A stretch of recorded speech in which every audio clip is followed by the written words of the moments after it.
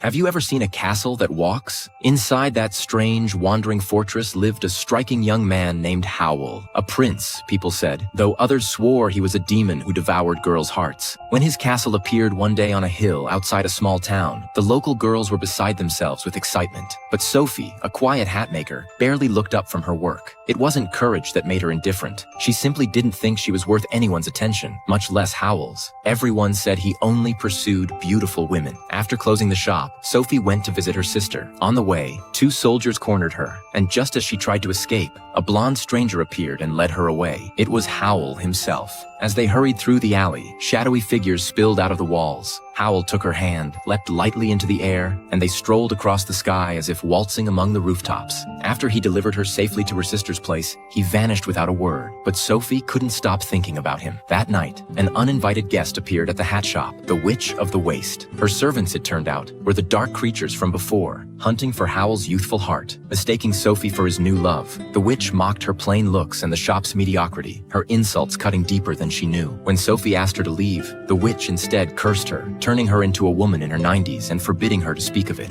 Staring at her wrinkled reflection, Sophie told herself it wasn't so bad. At least she still looked lively, and the dress, oddly enough, suited her. Losing her youth seemed to free her from her insecurities, but she couldn't stay home like that, so she packed a small bag, boarded a tram, and left town. After walking for hours, she realized she hadn't gone very far. Along the way, she rescued a scarecrow who had also been cursed, and in return, it found her a walking stick and tried to help her find shelter. Just then, looming out of the mist, Howl's moving castle appeared before her.